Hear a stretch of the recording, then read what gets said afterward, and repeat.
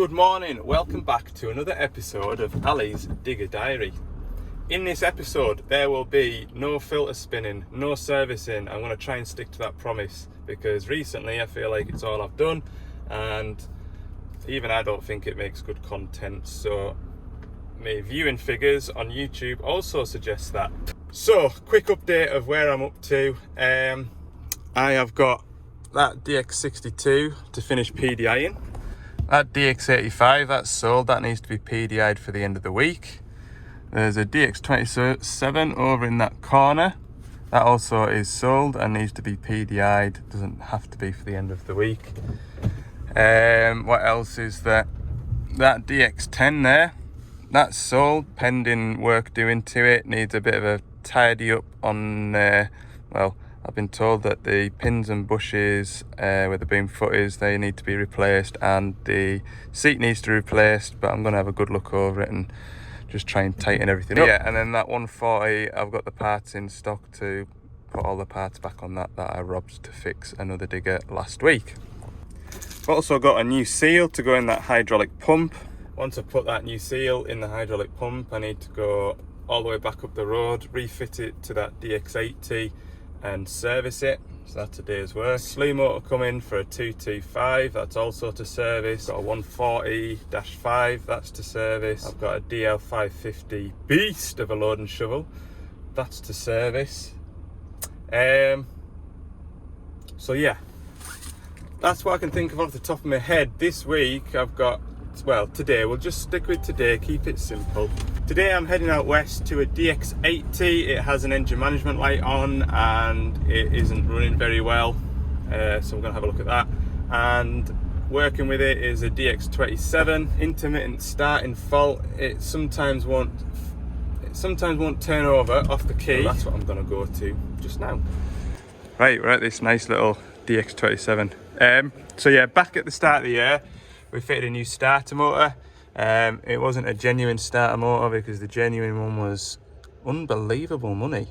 So we got like a non-genuine one, and a lot of people did say in the comments that it won't last 5 minutes. Anyway, I don't think it is the starter motor, because when it won't start, it gets the screwdriver and starts it and it fires up, no bother. When I got here the machine was running. I've stopped it, started it, stopped it, started it, stopped it, started it, no bother at all. So I'm just having a look at all the wiring that I've got on here. It's all tight. This spade connector on here was fairly loose, so I've just used my pliers to nip it down and it starts no bother at all still. I'm just sort of double checking my work from when I'll have fitted it, so I'll have had the battery disconnected. But looking at this, where's my earth strap gone? Here. Earth strap's got a bit of corrosion. I don't think that's enough to stop it. That's the battery end. And the positive attitude. Positive is a bit crusty as well. So I'm just going to clean everything up. Copper's nice and clean though, look. Just give everything a clean up. It's not that bad, like, it really isn't. So I don't know what it is. I don't very seldom give bother these 27s, so I can't say I've had this problem before to know that, oh yeah, if it's intermittent starting, just go to this relay, swap it with the one next door, see if that improves it. Oh yes, it does. Right, well, that's your problem then. Anyway, I'll clean them battery terminals up and put it back together. See if it wants to, you know, because now that it's sat for 15 minutes or so, by the time I've sorted all this lot out, another 15 minutes, be sat for half an hour. We'll see if it won't start, and if it doesn't start, we'll see, put a multimeter on it and see what is and isn't getting power. Right, everything's all back together. It's been sat for 20 minutes, see if it'll start.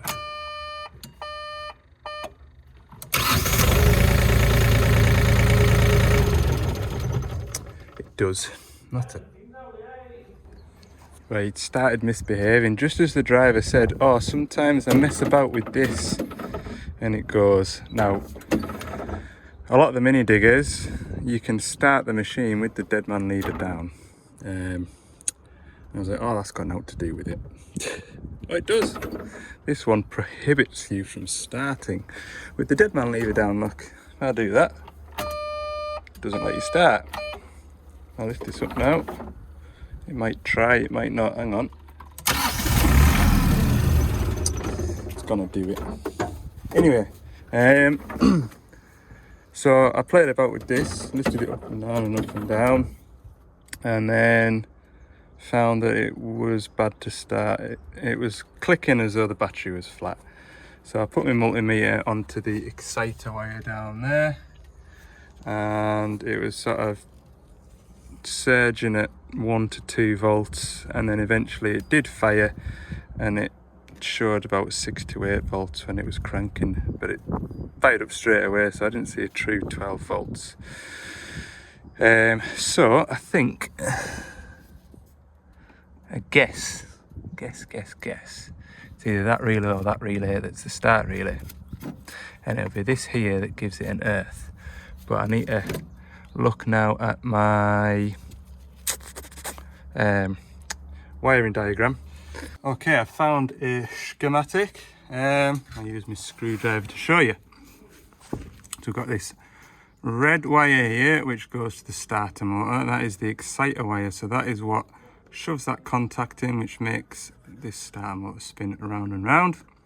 And then we've got this white wire here which comes from the fusible link from the battery here, like that, like that, like that, up to the starter relay.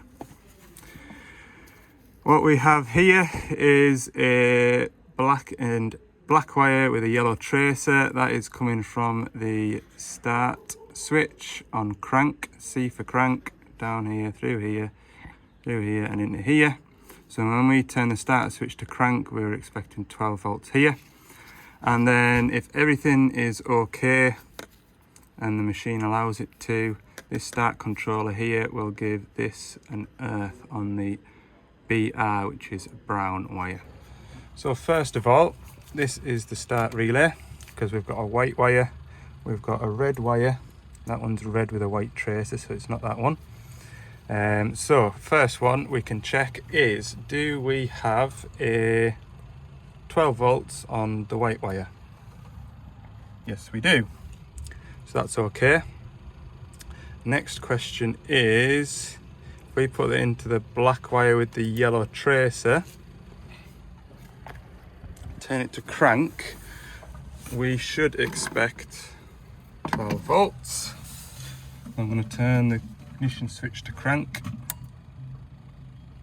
We've got, that'll be enough to pull the relay in. And then here, this is the brown wire coming from the start controller, which is this doodah here. That's the brown wire going into there, which goes to there. And this wire here should be up the continuity between here and where I've got my test lead into on here. So if you can hear it, it's beeping, and there's no resistance between that red wire and that red wire there, so we know the wiring's good between here and there.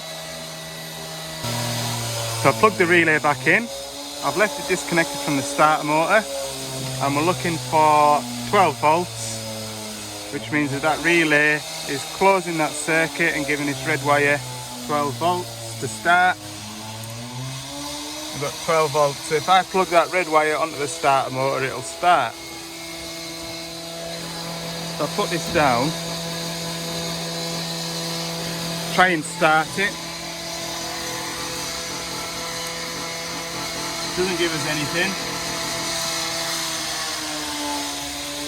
Lift this pilot lever up. We'll try and start. Come here.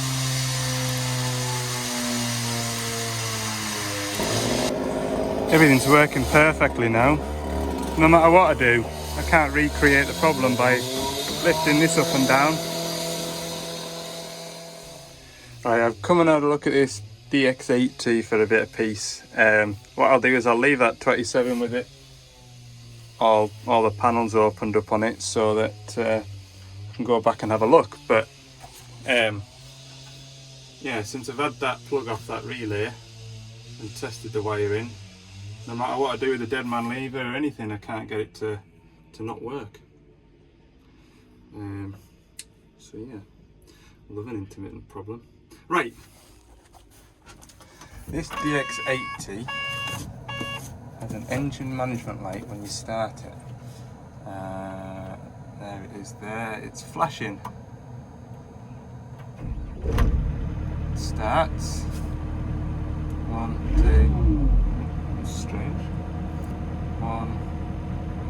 I need to count these engine management light flashes. 1, 2, 3, 4,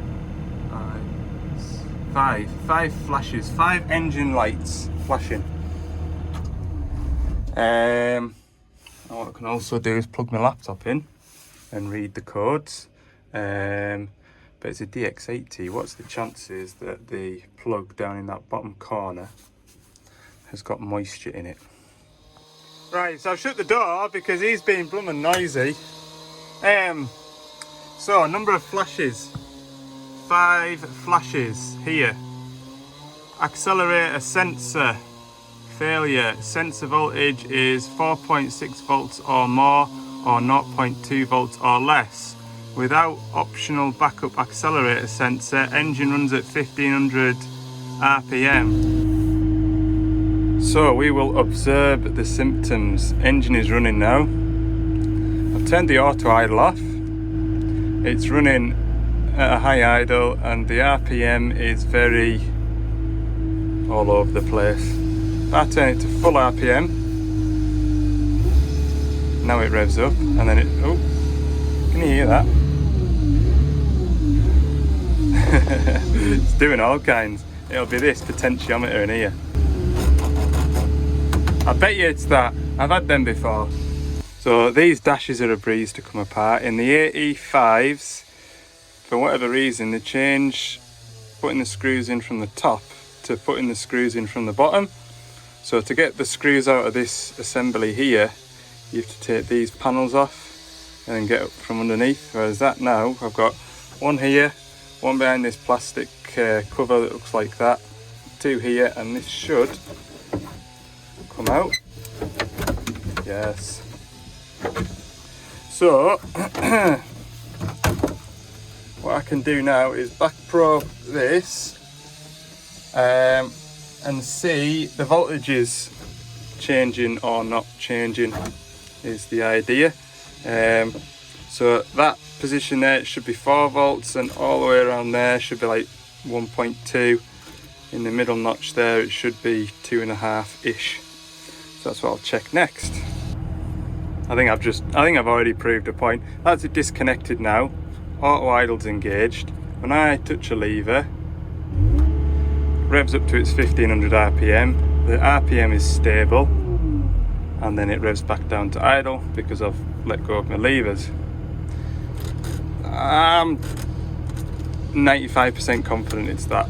I really am, because it's doing as it should with that disconnected. The revs are stable. It's not bogging down and dying. If I dead end a function, I'm dead ending a function there. The engine RPM isn't dying off. It's not wavering all over the place like it was when that was plugged in. That'll be worn out. I'll get him a fresh one of them. Okay, here you go, just to prove it. The output voltage is all over the place. When I turn the throttle dial, that should read sort of 0.5 volts.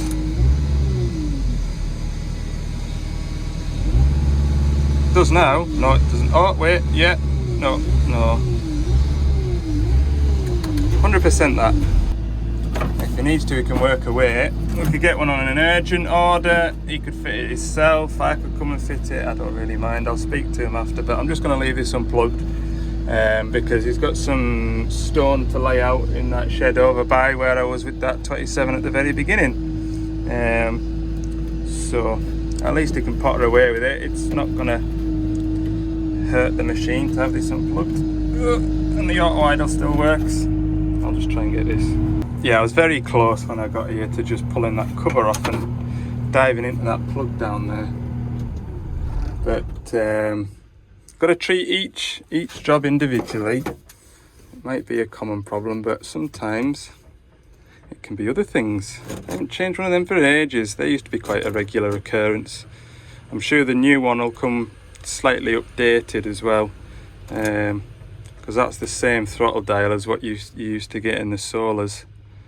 Solar 140, 225 when they were due. So yeah, there'll be an updated version of that to fit. It should be a bit more reliable. Right, I'm gonna go and see if that 27 over by, see if that's gonna start up for me. Okay, you ready?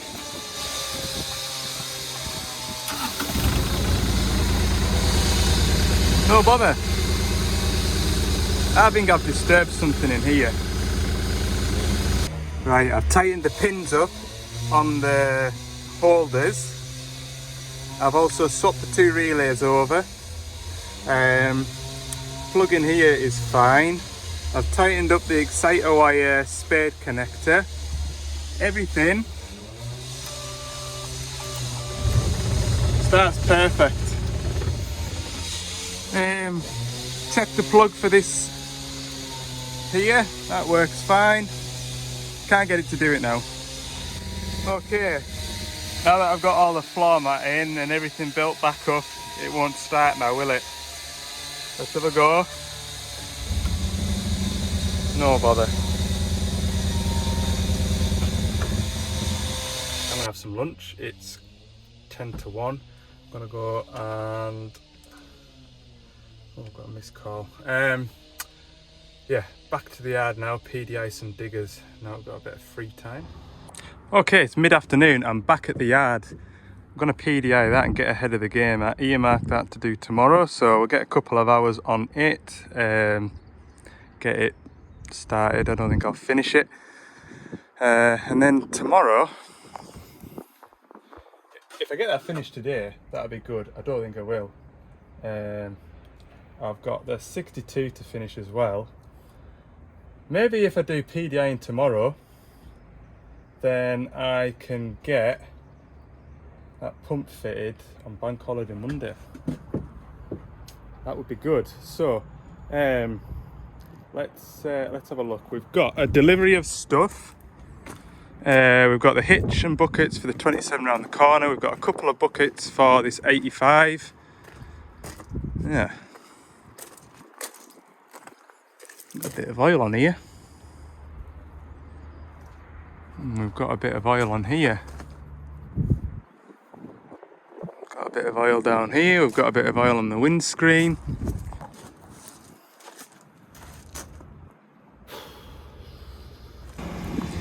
Just working the quick hitch. It's not the quick hitch. It's coming from up here, look.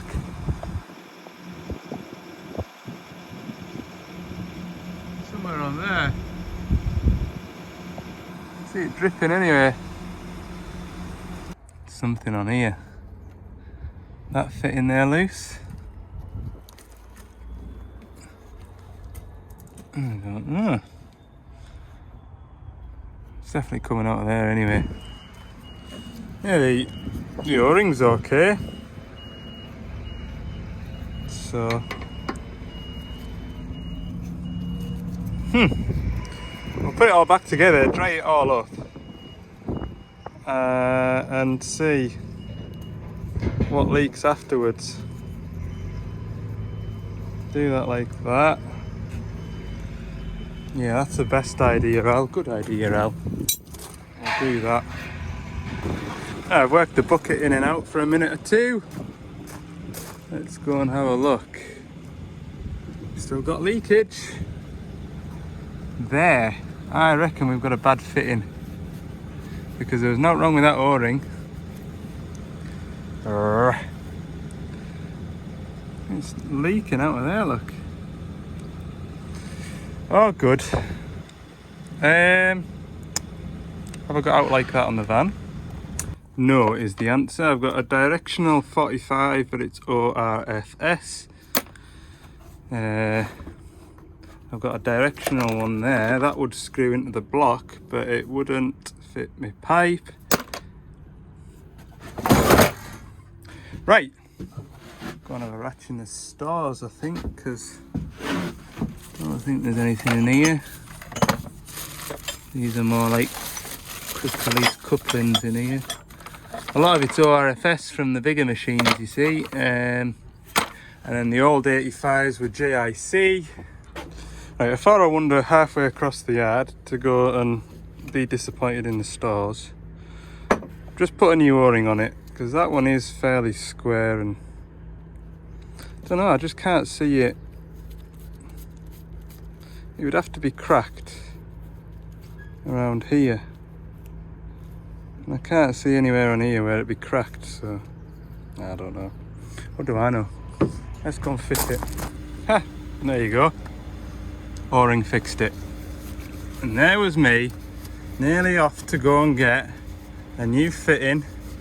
And I wasted at least 10 minutes walking all the way to the stores, not finding anything, nipping off around the corner, going and getting one, coming all the way back. I'd have probably put a new O-ring on it rather than swap the O-ring, and that would have fixed it, and I would have said, oh, it was the fitting all along. Grand. What a mess there is down here though, look where it's been sat parked up. It's an environmental disaster. I'll tell you what I do like, you save a lot of brake clean if you just use this sparingly and then give it a blast off with the airline. Oh, it does a good job. Okay, I've been away, I'm back now. I've been on the phone to somebody. So what we need to do now, as part of the PDI, is crack these pipes here. That one was tight. Loosen that off a touch. We need to go into the cab now and push the dipper boom down until there's a solid flow of oil coming out that lock valve and that bleeds any air out. So we'll just have a look.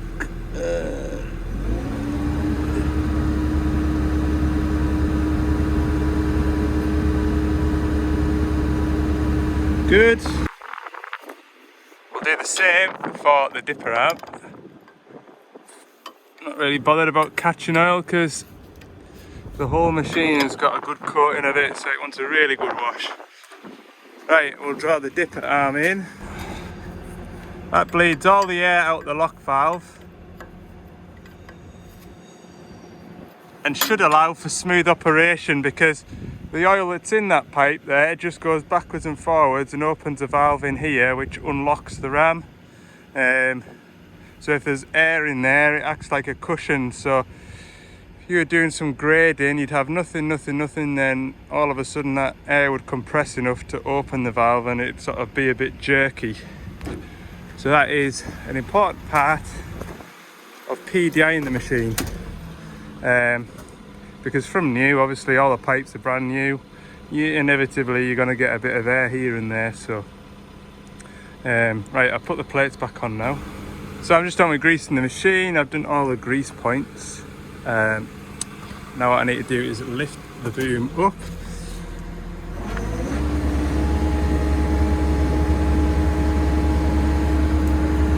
About there, and then grease that pin again.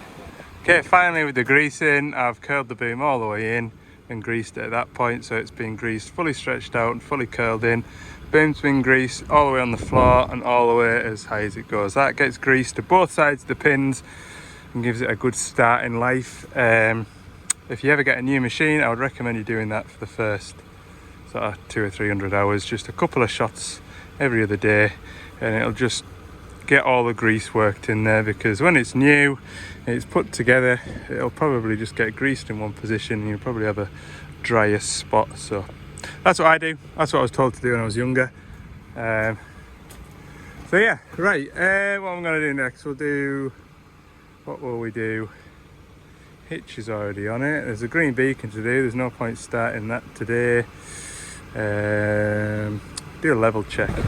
Check the lights, orange beacon's working. That one's working, I thought there was going to be one on the other side, but there isn't. That's 3 on the front, 1 one on the back. I've left it running a bit, just so when I have a look over it, open all these doors, I can see if we've got any leaks anywhere, which we don't want to see. Right, level check.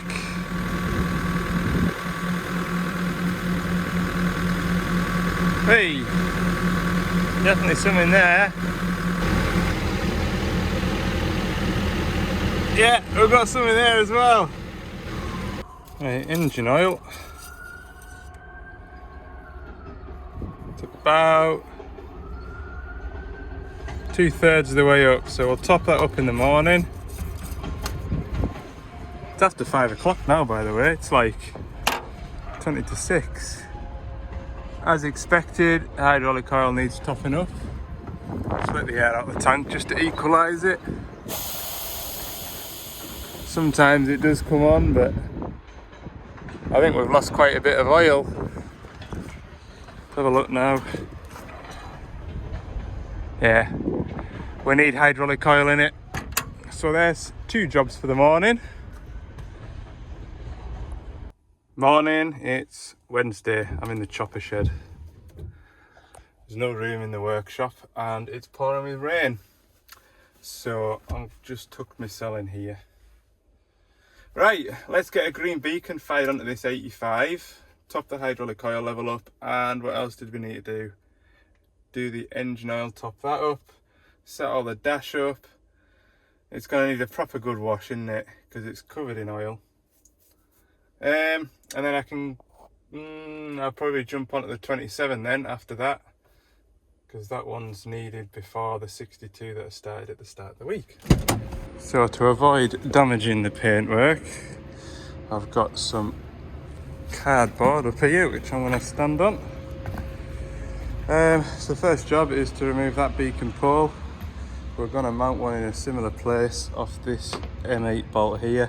I think what I did last time was I used a long threaded bolt and then a couple of lock washers, and that looked pretty smart. I think the lads at HQ will just use one of them blanking plugs, but the beacons will be all wonky, and I'm a bit of a fanatic when it comes to nice straight beacons, you know.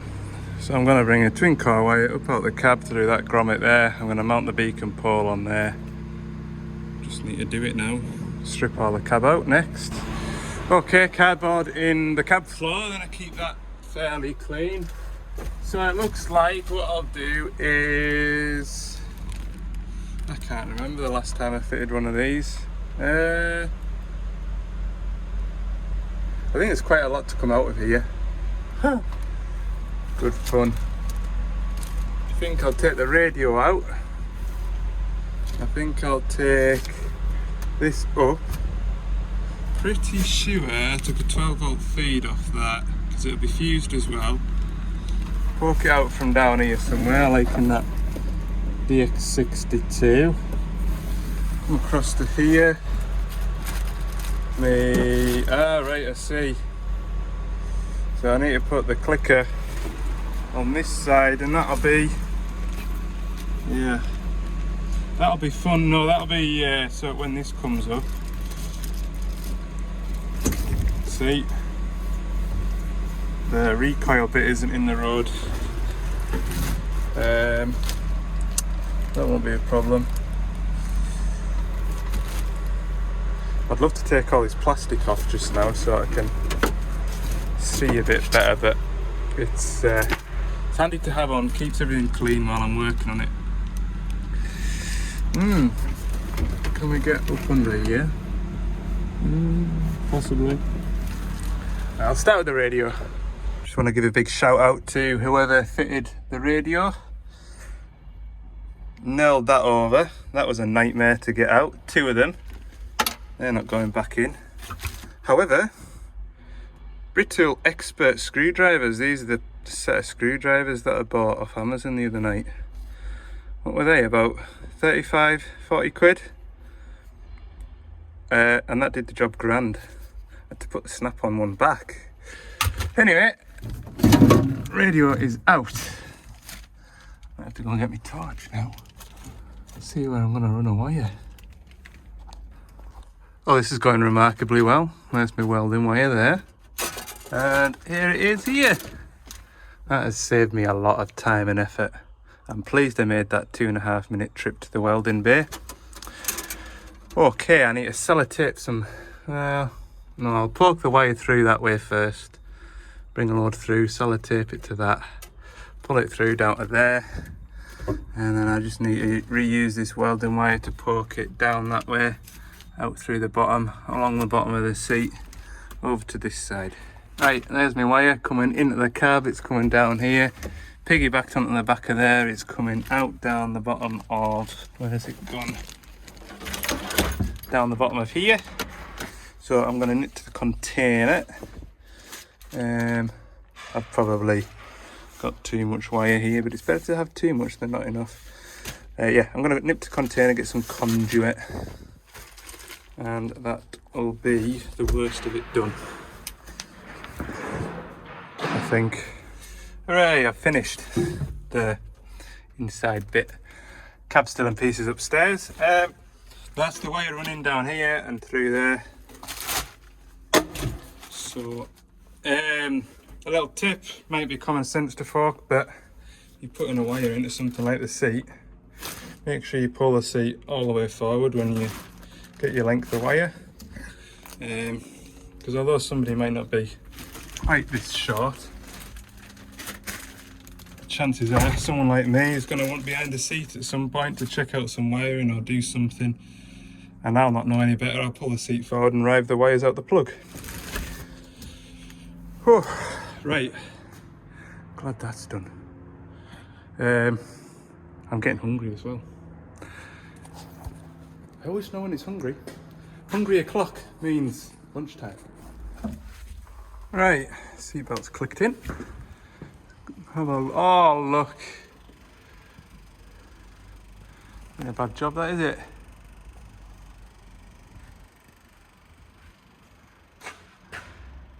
Good, I'm happy with that.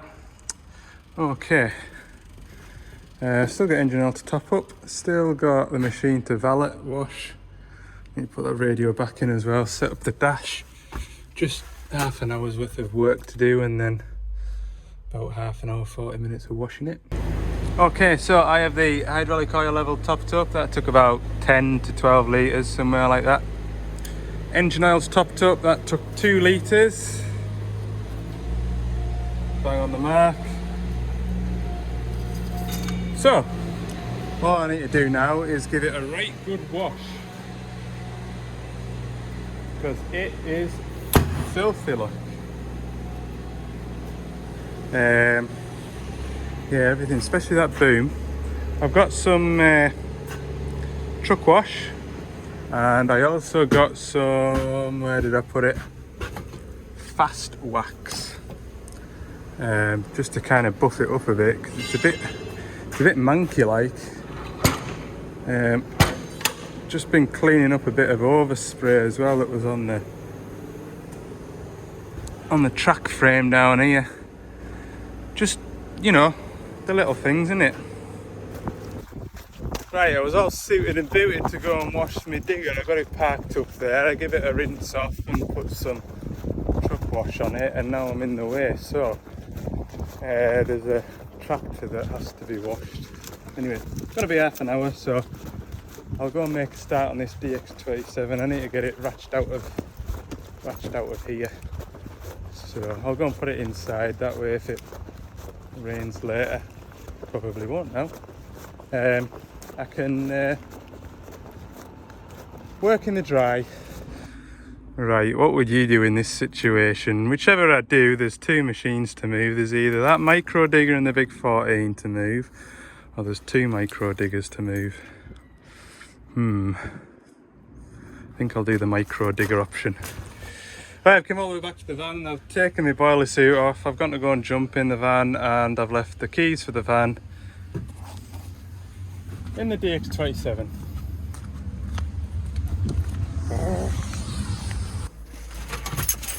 There we go.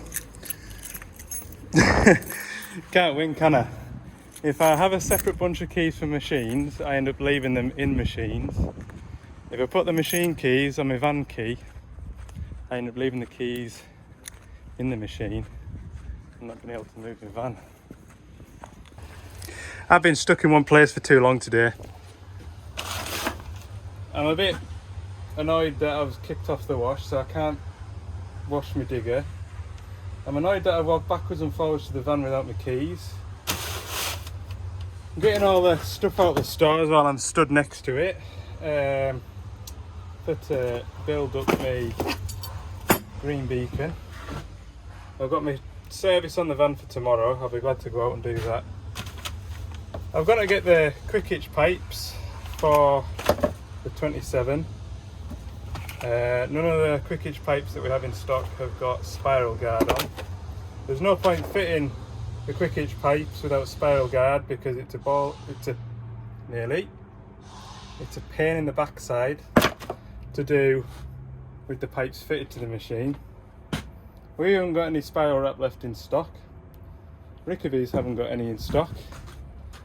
So I'm going to have to literally drive 250 yards down the road to Apex Fluid Power to get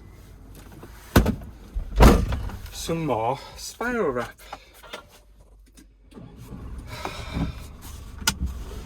At least it gets me out this yard. Yeah, like with the wash, it's like an outside company that comes and valets and washes new and second-hand machines for Rickaby's, so they're only coming here to do their job. I only want to do my job, and I said to them, it's fine, like I can go and do something else, but just I only need to spend another half an hour on that digger and that's finished. Just got loads of loose ends lying about.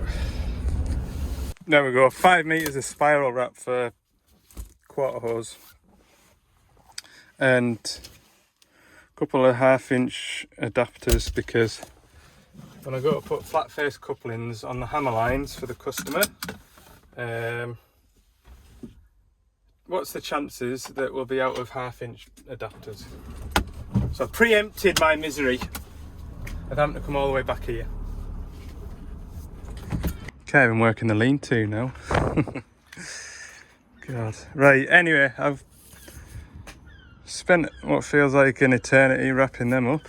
I've got my hitch hung. Need to get a shim to go in there. Do I have any? Probably not. Hey man, I'm a bad fettle now, aren't I? God, I can just see all the comments. Chin up, Al, everything's alright, everything's alright. It's just, you have those days, don't you? And then you haven't seen the half of what I've been on with today as well, I'll be honest with you. You haven't seen the half of it. Hellfire. Right, that looks like one. Just try it on this. No, I don't get his one actually. Let's have a look. Nah. Good job I didn't try and squeeze that one in.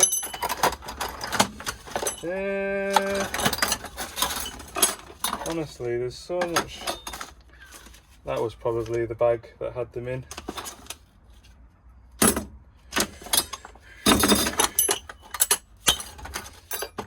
I really don't want to have to walk all the way around the building to go and find a. I'm gonna have to walk all the way across. This, I tell you, this I don't enjoy working in the workshop. I really don't. Just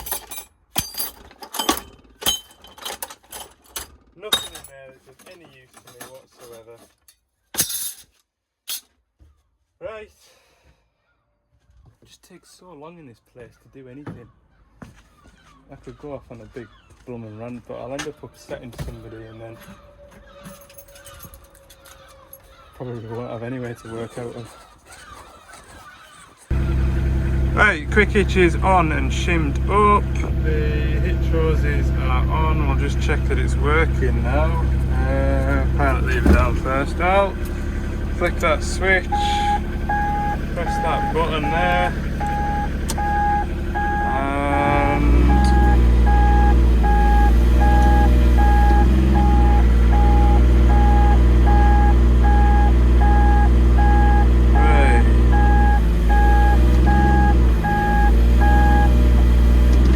Now you'll notice it's working off the dipper arm. That's because when it's been plumbed up at the factory, they're taking it off P2 instead of P1, which is the bucket curl. So that's a job that needs doing. We need to swap the where it picks up the feed from, so it works when you curl the bucket rather than draw the dipper arm in. But the time is now 5:10. I'm gonna go and wash that 85 down.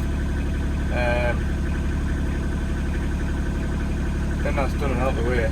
I think I'll get back tomorrow afternoon and finish this off.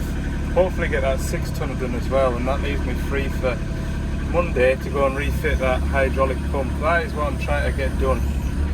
The bigger picture. Remember my keys this time. You only do that once a day. Right. I have now got some DX27 shims on the van. That empty packet can go in the bin. That tray there can go back where it lives. That rag can go back on there because I don't know why it was there, but that's where it lives. Tools away.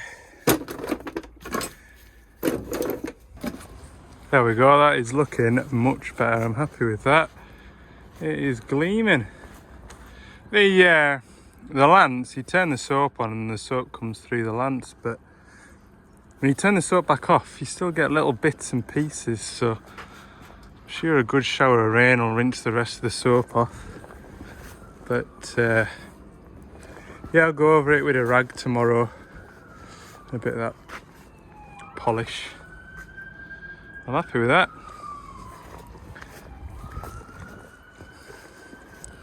Good. Right, 5:45. I need to be home for 6 o'clock because my wife needs to go out. So I better take off now.